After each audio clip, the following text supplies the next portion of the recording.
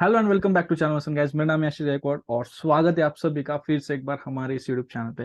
दोस्तों, आज का वीडियो बड़ा ही इंटरेस्टिंग, बड़ा ही हेल्पफुल होने वाला है क्योंकि ये हमारे अब्रॉड सीरीज का अगला वीडियो होने वाला है, नेक्स्ट एपिसोड, जिसमें हम एक नया कंट्री कवर करने वाले हैं। काफी दिनों से अब्रॉड सीरीज पर कोई वीडियो नहीं आया था, तो this video will be very helpful for you.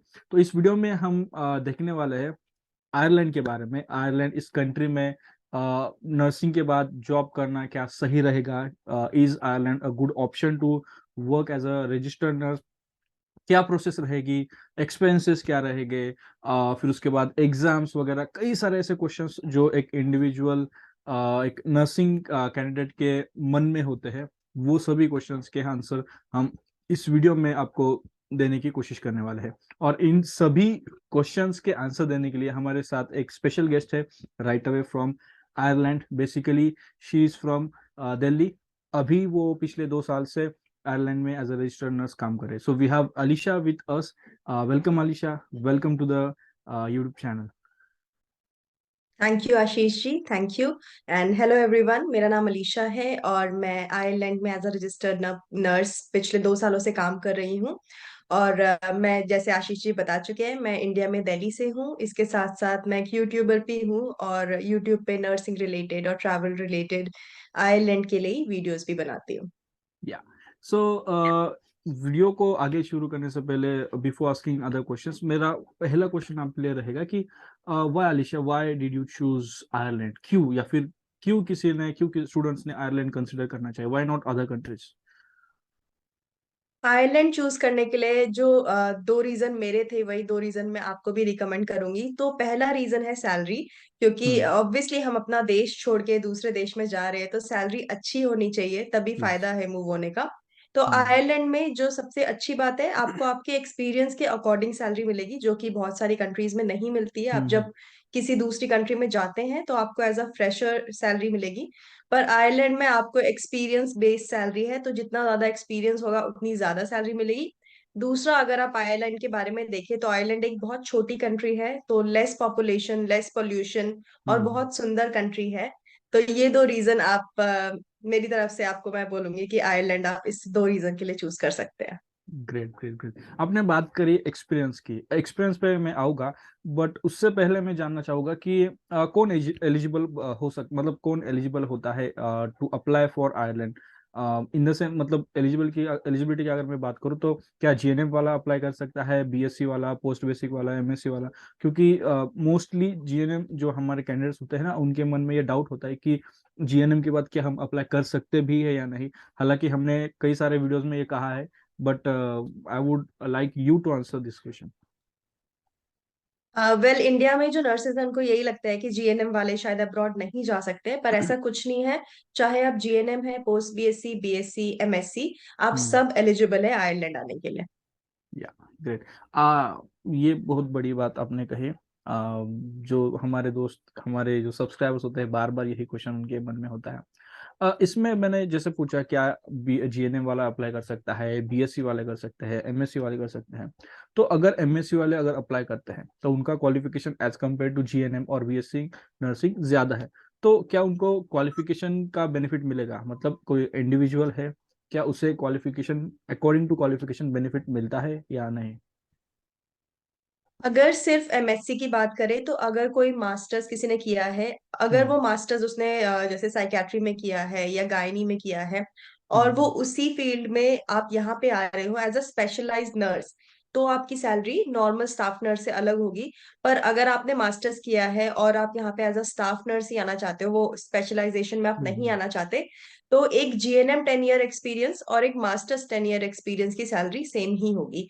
पर अगर आपने अपने स्पेशलाइजेशन में जाते हो, तो आप हम्म। एज अ स्टाफ नर्स काम नहीं करोगे, आप एज अ स्पेशलाइज्ड नर्स काम करोगे। यहाँ पे जो स्पेशलाइज्ड नर्स होती है उनकी सैलरी ज्यादा होती है as compare to staff nurses.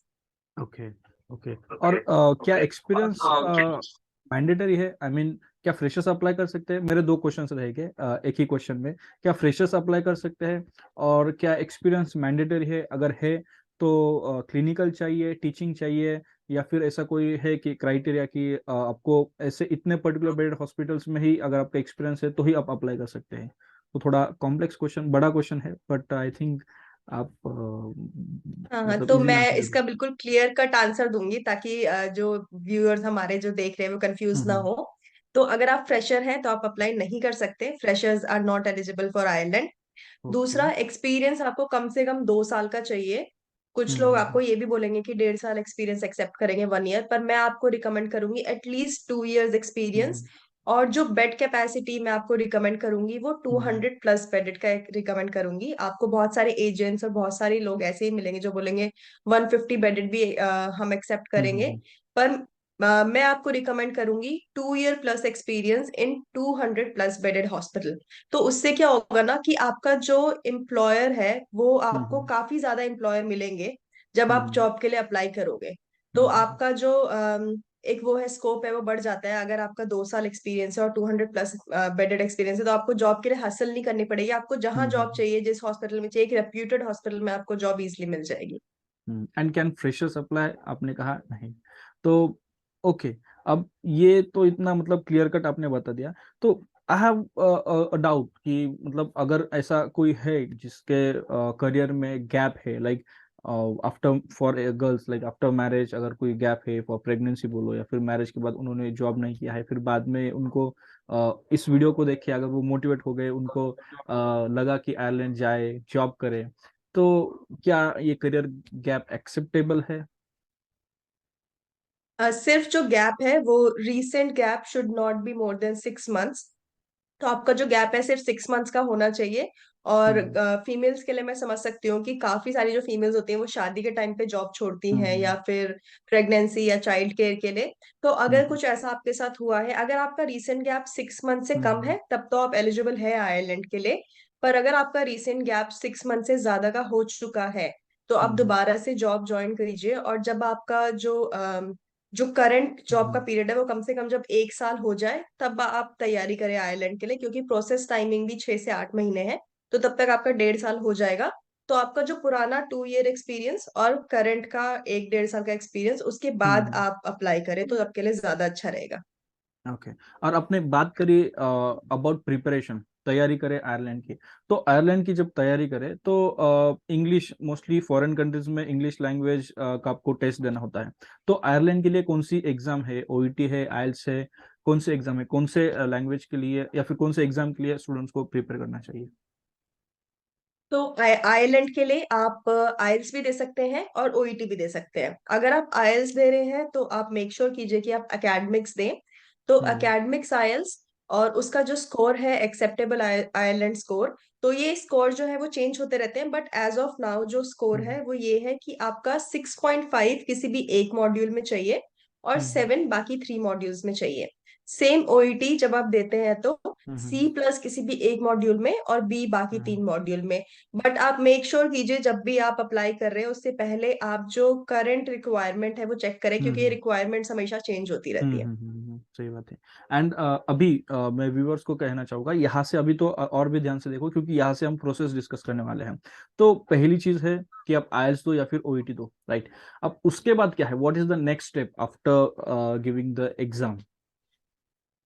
तो आइएलटीएस ओईटी जब आपका एक बार क्लियर हो गया और आपने मेक श्योर हम्म। कर लिया कि चलो मुझे आयरलैंड स्कोर मिला है, तो हम्म। उसके बाद आप एनएमबीआई प्रोसेस करेंगे। एनएमबीआई जो हम्म। है यहाँ का रजिस्टर्ड नर्सिंग काउंसिल है, आयरलैंड का नर्सिंग काउंसिल है। जैसे हमारे इंडिया में इंडियन नर्सिंग काउंसिल है, दिल्ली में दिल्ली हम्म। नर्सिंग काउंसिल है, हम्म। वैसे ही आयरलैंड का अपना नर्सिंग काउंसिल है।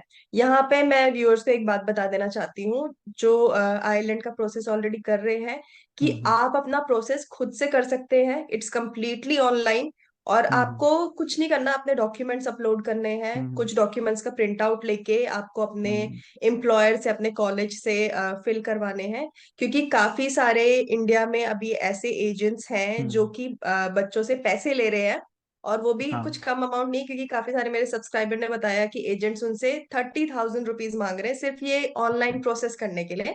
तो मैं कहूंगी ये एक रिलायबल सोर्स भी नहीं है। आप अपने डॉक्यूमेंट्स किसी को दे रहे हो, हम्म। किसी और से प्रोसेस करा रहे हो, अगर कुछ उल्टा सीधा हो गया तो वो आंसरेबल नहीं होंगे, आप हमेशा के लिए ब्लैकलिस्ट हो जाओगे। तो हम्म। एनएमबीआई प्रोसेस है। आप कोई भी प्रोसेस करोगे तो थोड़ा कॉम्प्लिकेटेड होता ही है, हमारा हम्म। आईएनसी भी थोड़ा कॉम्प्लिकेटेड है। तो हाँ, आप वो तो कोशिश करें कि खुद से करें। और है। आपको उसके बाद एनएमबीआई प्रोसेस के बाद जब आपको डिसीजन लेटर मिल जाता है तो हम्म। डिसीजन लेटर पे लिखा होगा आप एलिजिबल हैं कि नहीं है।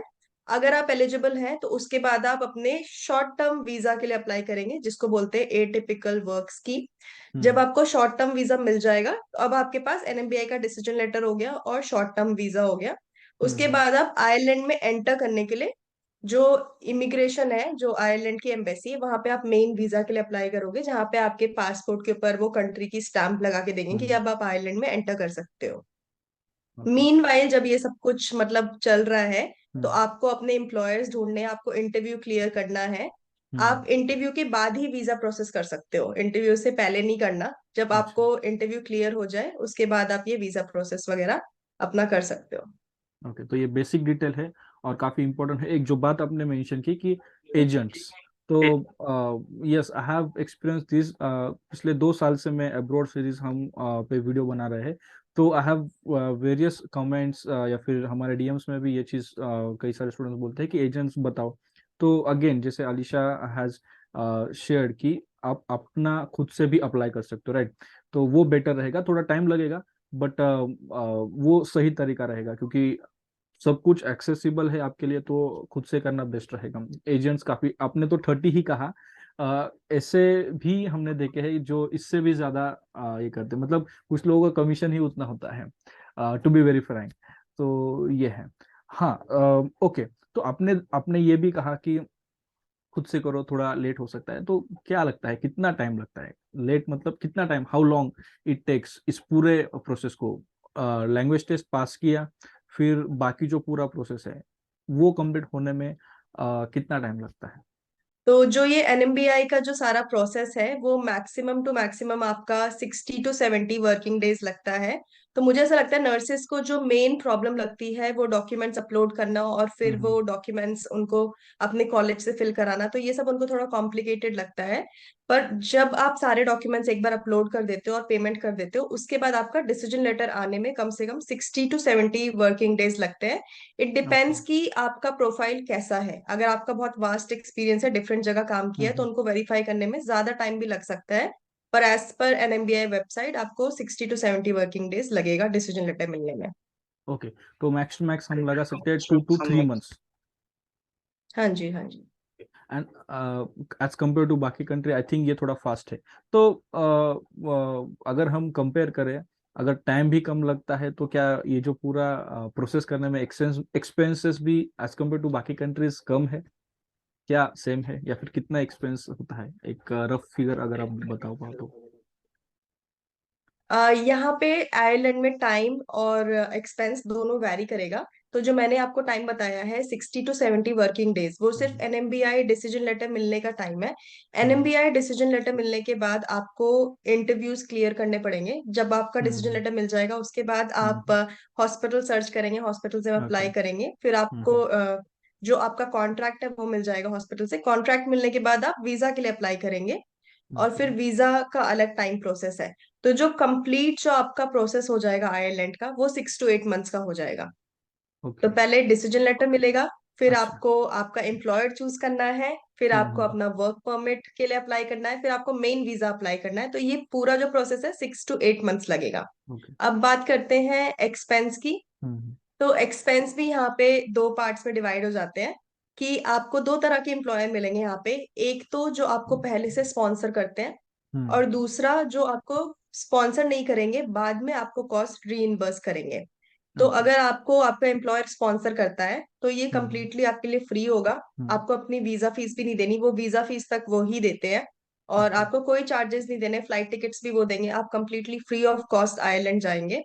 और हम्म। दूसरे टाइप के जो स्पॉन्सर हैं, जो मतलब दूसरे टाइप के जो एम्प्लॉयर हम्म। हैं जो हम्म। स्पॉन्सर नहीं करते हैं, उस केस में आपका 5 से 7 लाख रुपए का, इंडियन करेंसी में बता रही हूँ मैं, 5 to 7 लाख रुपीज का आपका खर्चा आ सकता है। पर वो सारा जो है आपको यहाँ पे आने के बाद रीइंबर्स हो जाएगा। ओके, तो व्यूवर्स को अभी दे गॉट द आंसर, अभी क्या करना है? स्पॉन्सर वाले के लिए जाना है या फिर रिम्बर्स वाले के लिए जाना है? आई थिंक मोस्टली स्पॉन्सर वाले के लिए ही जाएंगे, but this was a very informative answer that you have given. अभी आते हैं सबसे इम्पोर्टेंट क्वेश्चन, सबसे ऐसा क्वेश्चन जो कि किसी भी चैनल पे आप जाओ, किसी भी फील्ड का हो, जिसके लिए जॉब किया जाता है और आपका एक रीजन रहा है क्यों आप आयरलैंड गए हो, दैट इज सैलरी। तो सैलरी को थोड़ा एक्सपांड करूंगा इस क्वेश्चन को, कि सैलरी कितनी रहती है। एंड जैसे इंडिया में अगर हम देखें तो दो डिपार्टमेंट्स है, लाइक दो सेक्टर्स है, प्राइवेट सेक्टर है और पब्लिक सेक्टर है। तो क्या आयरलैंड में भी ऐसा है कि private sector, public sector, and अगर है तो सैलरी कहाँ पर ज्यादा है, नर्सेस को सैलरी कहाँ पर ज्यादा मिलेगी, प्राइवेट में मिलेगी या पब्लिक में? तो अगेन सम करता हूँ मैं क्वेश्चन को, सैलरी कितनी है, प्राइवेट में ज्यादा है या फिर पब्लिक सेक्टर में ज्यादा है? तो आपके जो दो क्वेश्चन है, पहला कि सैलरी ज्यादा कहाँ पे, वो मैं बता देती हूँ। सैलरी हम्म। ज्यादा प्राइवेट सेक्टर में है। और दूसरा, ओके। मैं आपके व्यूअर्स को ये भी बताना चाहती हूँ कि अगर आप ऐसे एम्प्लॉय ढूंढ रहे हैं जो आपको स्पॉन्सर पहले से करे, तो प्राइवेट सेक्टर एक ऐसा सेक्टर है जो हमेशा पहले से स्पॉन्सर करता है। ग्रेट। गवर्नमेंट सेक्टर स्पॉन्सर नहीं करता पहले से, क्योंकि वो सरकार है और सरकार हर काम धीरे धीरे करती है। वैसे ही यहाँ की भी सरकार हर काम धीरे धीरे करती है।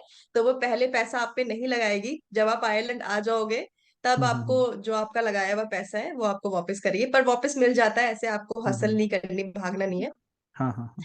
तो सैलरी हमेशा यहाँ पे आपको प्राइवेट में ज्यादा मिलेगी। Private hospitals, private nursing home salary ज्यादा देंगे। दूसरा, हम्म। सैलरी कितनी है ये बहुत ही कॉम्प्लिकेटेड है, क्योंकि यहाँ पे एक्सपीरियंस के हिसाब से सैलरी है, इसलिए हर बंदे की सैलरी अलग है। और ओके। इसलिए मैंने मेरे भी जो सब्सक्राइबर है वो सबसे ज्यादा यही पूछ रहे थे कि हमें कितनी हम्म। सैलरी मिलेगी। तो मैंने एक बिल्कुल डिटेल्ड वीडियो बनाई है, आपके एक्सपीरियंस के अकॉर्डिंग आपको कितनी सैलरी मिलेगी।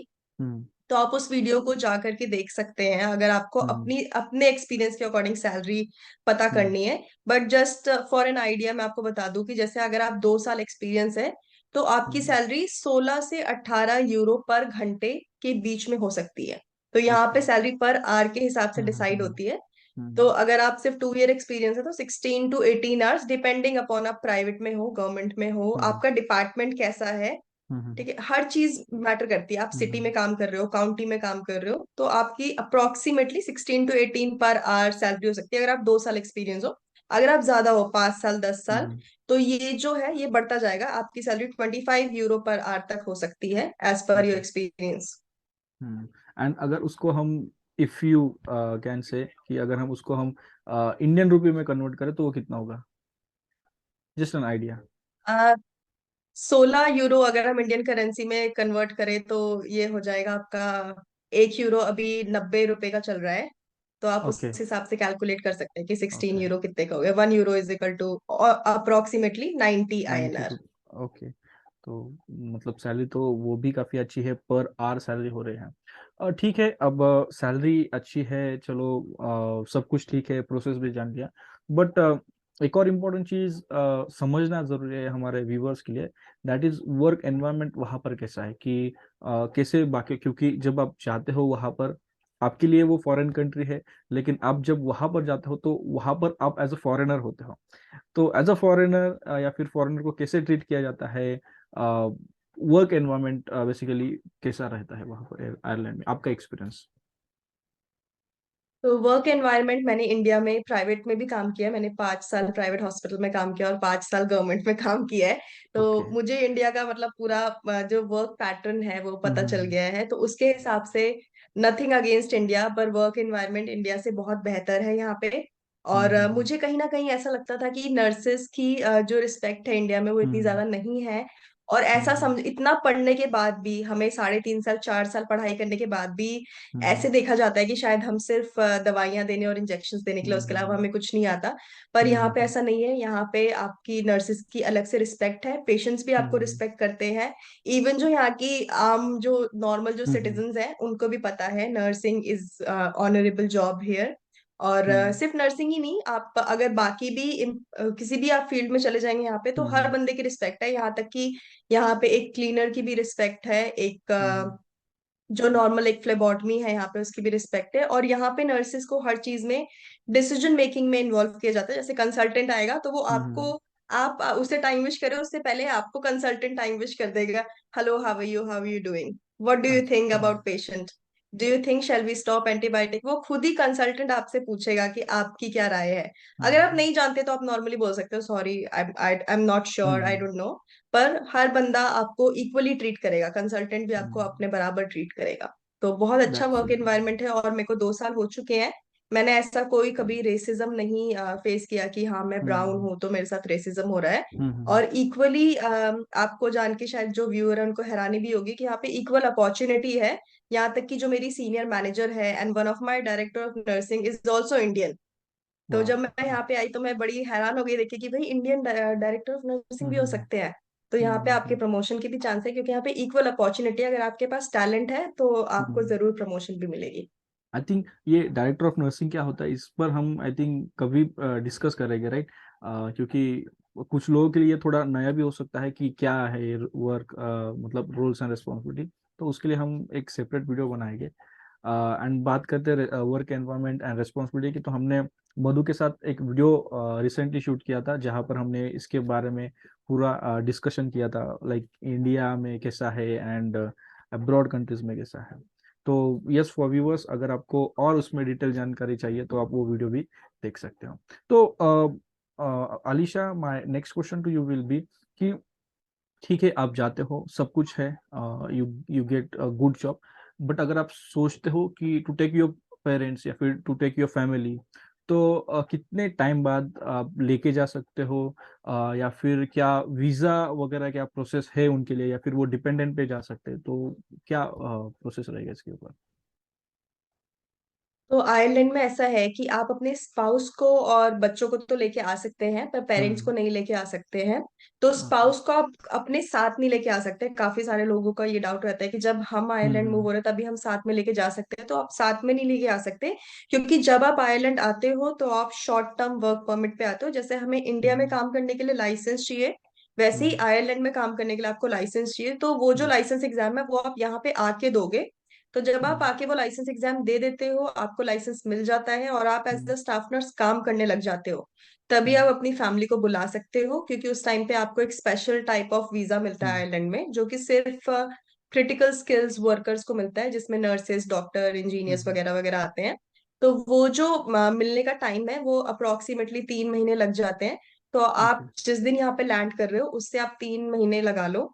तो उसके मतलब 3 महीने के बाद हम्म आप अपने हस्बैंड को, अपने स्पाउस को, अपने बच्चों को बुला सकते हैं। पेरेंट्स को अगर आप बुलाना चाहें तो यहाँ पे मोस्टली लोग जो क्या करते हैं, वो हम्म। पेरेंट्स को टूरिस्ट वीजा पे बुलाते हैं। और फिर पेरेंट्स उनके पास 3 महीने रुक जाते हैं, फिर वापस चले जाते हैं, फिर आ जाते हैं। उसके अलावा आप पेरेंट्स को बुला सकते हैं, डिपेंडेंट वीजा का यहाँ पे ऑप्शन है। हम्म और आप ऑनलाइन सर्च कर सकते हैं। उसके लिए काफी सारे रिक्वायरमेंट्स हैं, जिसके लिए आपको हम्म। फाइनेंशियली स्ट्रांग होना पड़ेगा। तो आप आते ही पेरेंट्स को नहीं बुला पाएंगे।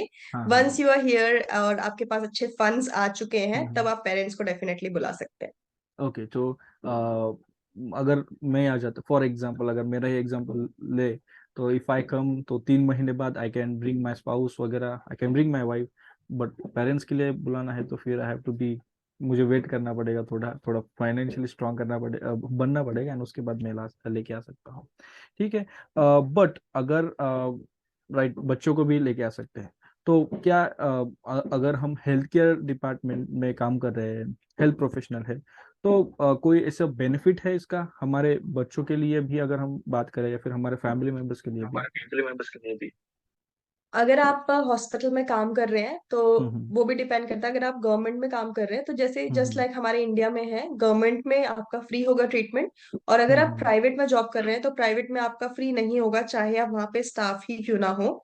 तो उसके लिए अच्छा। आपको एक प्राइवेट इंश्योरेंस लेना पड़ेगा। इंश्योरेंस यहाँ हम्म पे सबके लिए मस्ट है, चाहे आप हम्म गवर्नमेंट एम्प्लॉय हो चाहे प्राइवेट एम्प्लॉय हो। और इट डिपेंड्स अपॉन यू कि आप कौन सा इंश्योरेंस लेना चाहते हैं। अगर आप हम्म प्राइवेट इंश्योरेंस लोगे तो हम्म। आपको थोड़ा महंगा पड़ेगा, पर उससे क्या होगा, आप किसी भी प्राइवेट हॉस्पिटल में भी जा सकते हो। और आपका जो सारा, जैसे हमारे इंडिया में कि प्राइवेट में थोड़ा फास्ट होता है और फैसिलिटी हाँ। अच्छी होती है, हम्म वैसे ही होगा आपका। सारा ट्रीटमेंट फास्ट होगा, फैसिलिटी थोड़ी अच्छी होगी।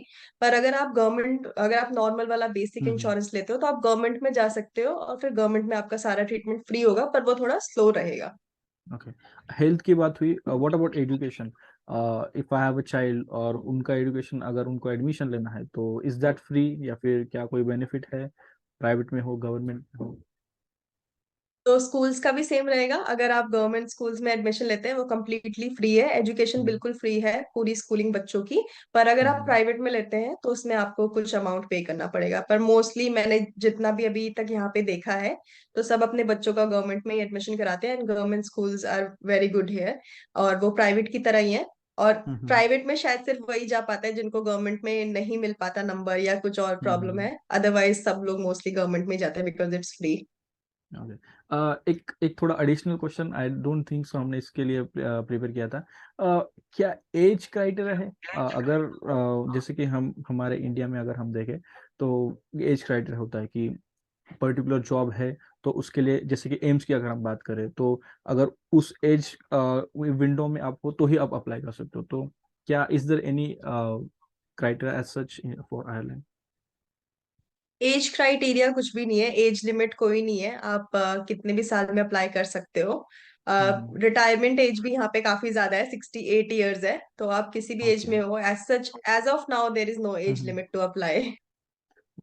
बढ़िया। एंड व्हाट डू थिंक, अगर मैं आपको ऑप्शन दूं, अभी तो आपको आपका you have work for 2 years, 2 साल का एक्सपीरियंस है, यूके और आयरलैंड इतना ज़्यादा दूर नहीं है, तो आपने तो ऑलरेडी बता दिया कि आपके दो रीजंस हैं, बट अगर यहाँ से इफ़ यू थिंक कि शिफ्ट करना है तो आप कहाँ पर जाओगे?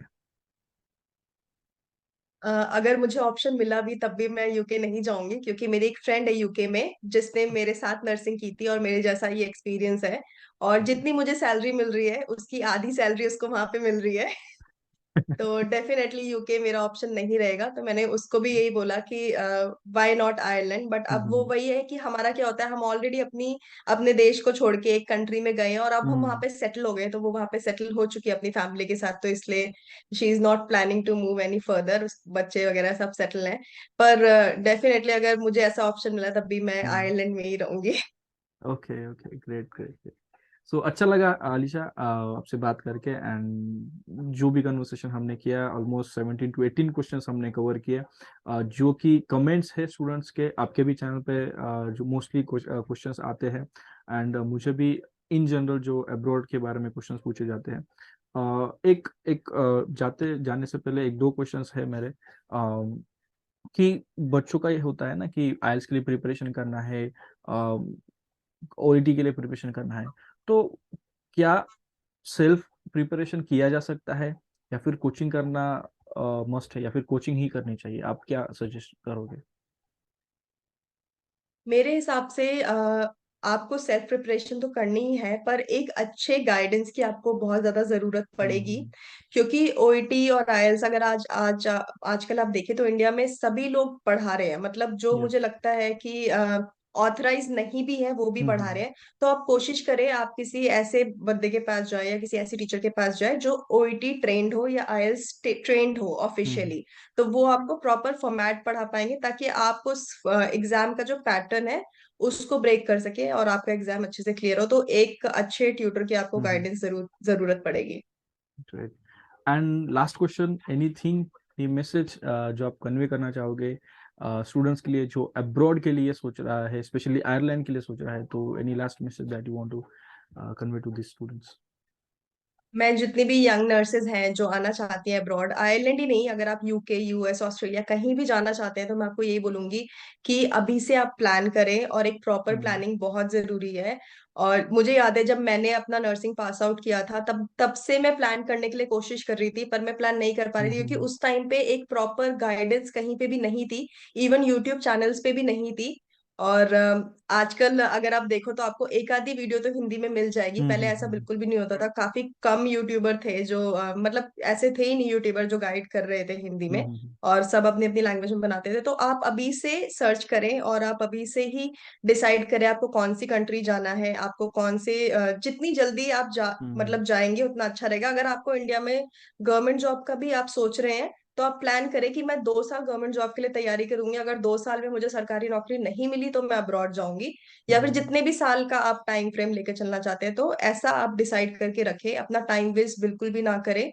ये मतलब एक बहुत ही इंपॉर्टेंट डिसीजन है आपकी लाइफ का कि आप समय रहते अपना करियर बना लें। Yes, that was a very helpful tip that you have given. Even though जो लोग क्योंकि इंडिया में क्या है कि ऐसा माइंडसेट होता है कि सरकारी नौकरी मिल जाए और बस सेटल है, तो थोड़ा आउट ऑफ द पार्क भी सोचना चाहिए। And thank you very much Alisa, thank you very much for joining in. Video को एंड करने से पहले मैं हमारे व्यूअर्स को बताना चाहूँगा, आयरलैंड के रिलेटेड अगर कोई भी डाउट हो, कोई भी क्वेश्चन हो, कुछ जानना है, तो अब आलिशा का यूट्यूब चैनल है जिसकी लिंक हम डिस्क्रिप्शन में दे देंगे, तो आप लिंक पे क्लिक करके उनके चैनल को विजिट कर सकते हो। जरूर चैनल को सब्सक्राइब करिए। पता नहीं, मुझे याद नहीं कितने subscribers, I am sorry, but बढ़ा दीजिए, ज़्यादा से ज़्यादा लोग सब्सक्राइब करें। उसके अलावा उनकी जो इंस्टाग्राम है, वहाँ पर हम स्क्रीन पर आपको इंस्टाग्राम का हैंडल भी देखने को मिलेगा, तो इंस्टाग्राम पर भी उनको चेकआउट करिए। हालांकि she is doing very well on Instagram. तो आप अगर कोई क्वेश्चन है, एंड ऐसे ही जाके कुछ भी मत पूछना प्लीज़, थोड़ा रेलिवेंट क्वेश्चन पूछना। आई नो काफी सारे ये वो क्वेश्चन आ जाते हैं, तो यस यू कैन चेक, आप उनको डीएम कर सकते हो फॉर योर डाउट्स। अलीशा, या ओके। मैं एंड में, इससे पहले हम वीडियो फिनिश करें, आशीष जी को थैंक यू बोलना चाहूंगी और उनको कंग्रेट्स करना चाहूंगी कि वो इतना बढ़िया काम कर रहे हैं यूट्यूब पे थैंक और यू। इतने सारे यंग नर्सेस को आप गाइड कर रहे हो। You are doing a great job. आप एक नर्सिंग को एक अलग लेवल पे लेके जा रहे हो and I am really thank you. Glad कि मुझे ये मौका मिला कि मैं उस लेवल का एक पार्ट बन सकूं, क्योंकि बहुत जरूरी है कि हम एक नर्सिंग के लेवल को ऊपर उठाएं, because it's hmm. Such a noble profession. हम इतनी पढ़ाई करते हैं, इतने असाइनमेंट्स, इतने प्रैक्टिकल देते हैं और उसके बाद हमें एंड रिजल्ट ये सुनने को मिलता है कि नर्स ही तो है।